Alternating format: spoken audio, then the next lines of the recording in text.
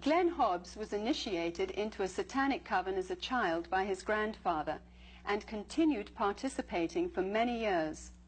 I recently asked Glenn about his involvement and the importance of Halloween to the occultist. Well, my involvement in satanic worship was, I was involved in it as a child. Of course, I was a generational Satanist, what they call a generational Satanist, and what that means is that my family was involved in it and their family before them. Now, my earliest rememberings of Halloween and some of the things that were involved was, it was a very dark time for me as a child.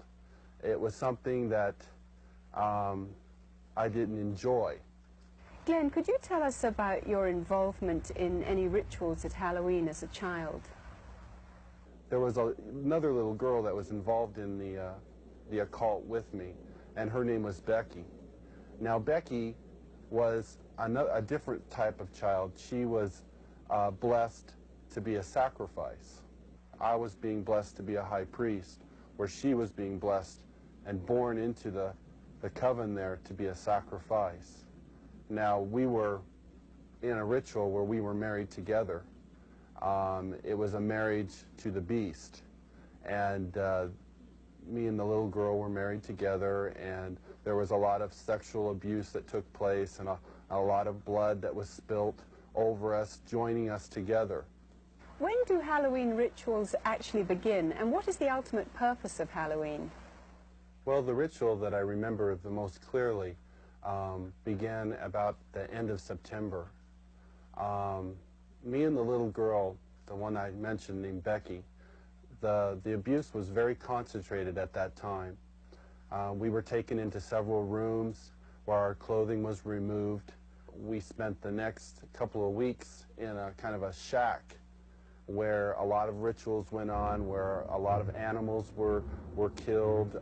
They summoned Lucifer and his spirit to come and possess me, and so that I would be blessed to take over the position of the high priest at a certain point in time. Now, Halloween night, they had again put me and the little girl in the back of this van, and we again drove off, which seemed like for a long time. We were drugged once again, and we finally came to this stop. They took the little girl out and they left me in the van. I could hear a lot of commotion that was going on outside. People that were screaming and yelling, and this low murmuring and moaning noise that was going on, like some kind of a low chanting noise that was going on. So I knew in my mind there was some type of a ritual going on, because I'd heard that many times before. You know, it was real common to see people fall on the ground and convulse and go into convulsions during rituals and stuff with the demonic presence that were around. And finally, a woman came to the back of the van and she said, "It's time to go." And she brought me out of the van, and I could see that there was just a lot of people around. Some were dressed in dark brownish kind of robes with hoods over them. They took me up and they led me up to this stone altar. And I remember I saw the little girl, and she was on the altar. Now, at first, you know, I just wondered what was going on, because you never knew. I mean, they used the altar for a lot of different things. They could have just been sacrificing an animal over, could have been a sexual abuse from the high priest on to her. You know, it was a hard thing to know for sure. Well, they ushered me up to the altar, and I could see that they had bound her feet. They had her feet spread apart, her legs, and they had bound them to the ends of the altar, and they had taken her arms, which were laying out this way, and roped them to the altar, which had little kind of like hooks, which they could bind the ropes around. And she was really white. I remember seeing her, and she was just real pale and real white. And I noticed that they had slit the bottoms of her feet and her wrists, and they were taking the blood that was running out of those areas and putting them into chalices and passing those cups around to different people who were partaking of her blood. Then the high priest, he took the athami, or the ritual knife, and he picked it up and he put my hand on it, and then he forced it into her chest.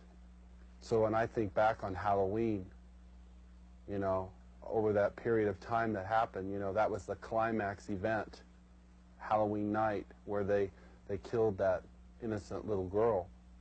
And this is something that's happening every Halloween. That's not just an isolated event. I mean, there are children all over the world who are losing their lives during Halloween night, and yet we, as a society, we go out and celebrate it, and we go door to door and we ask for candy, and it's a big celebration to us. And I think it's quite ironic how one group of people are thinking it's fun and another group of people are taking human life, and yet they don't, you know, there seems to be this wall and nobody wants to face the facts of what's really going on. Glenn, you've now been a Christian for some time. What is your reaction when you see Halloween celebrated by people? Whenever Halloween time starts coming around, at the 1st of October, you go into the stores, you see the costumes, you see the mother with her little girl putting the witch's hat on her, and the little boy getting excited about getting the devil mask, and you see the candy, you see the Halloween pumpkins, you see people decorating their houses with skeletons and all these symbols of death. You know, it only serves to bring back horrifying memories to me. Memories of death, memories of children being so abused, so ripped of everything, their character, all in the name of Satan. If a person could really stop the next time they go into that store and realize that there are children who are going to lose their life because people are taking this a step further. There are people out there who don't just celebrate Halloween with trick-or-treat candy. This is a religious holiday to them. This is something that is holy and sacred, and they are taking innocent human life. I can't say, go ahead and have Halloween fun. It doesn't matter if you're participating in Halloween, even if you're not a Satanist, you know, if it's just for fun. No, because these Satanists are using this as a smokescreen. Glenn, you said that Halloween is a religion of Satan. What do you think when you see churches and Christians celebrating Halloween?